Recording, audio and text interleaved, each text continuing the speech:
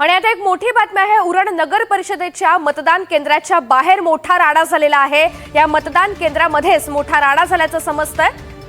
आणि या मतमोजणी केंद्राबाहेर एक नाश्त्याचा कॉन्ट्रॅक्टर हा थेट स्ट्रॉंग रूम मध्ये शिरल्याचं पाहायला मिळालेलं होतं आणि महाविकास आघाडीच्या उमेदवारांनी त्याला आक्षेप घेतला। मतमोजणी सुरू होण्यापूर्वीच कुणालाही प्रवेश नसताना हा इसम स्ट्रॉंग रूम मध्ये कसा गेला असा सवाल आता उपस्थित केला जातोय।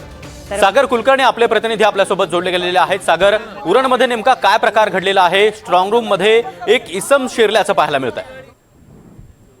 नगर परिषदेची मतमोजणी सुरू होत आहे। तत्पूर्वीच एक व्यक्ती जो फूड कॉन्ट्रॅक्टर आहे असं सांगत होता आणि तो स्ट्रॉंग रूम मध्ये गेल्याने तिथे जिथले जे शरद पवार राष्ट्रवादी काँग्रेसचे नगराध्यक्षाचे उमेदवार आहेत भावना घाणेकर यांनी त्याला विरोध केला आणि त्यानंतरनं शरद पवार राष्ट्रवादी काँग्रेस आणि भाजप असे काही समर्थकांच्या एकमेकांच्या विरोधात तिथे राडा सुरू झालेला आहे। निवडणूक अधिकाऱ्यांनी सुद्धा याच्यामध्ये हस्तक्षेप करून पोलिसांनी सुद्धा हस्तक्षेप करून सगळ्या लोकांना थांबवण्याचा प्रयत्न केलेला आहे।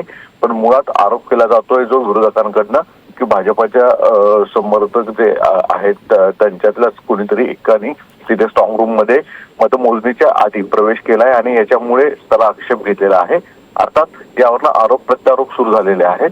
आता नेमकं पुढे निवडणूक अधिकारी काय भूमिका घेतात हे पाहणं गरजेचं आहे।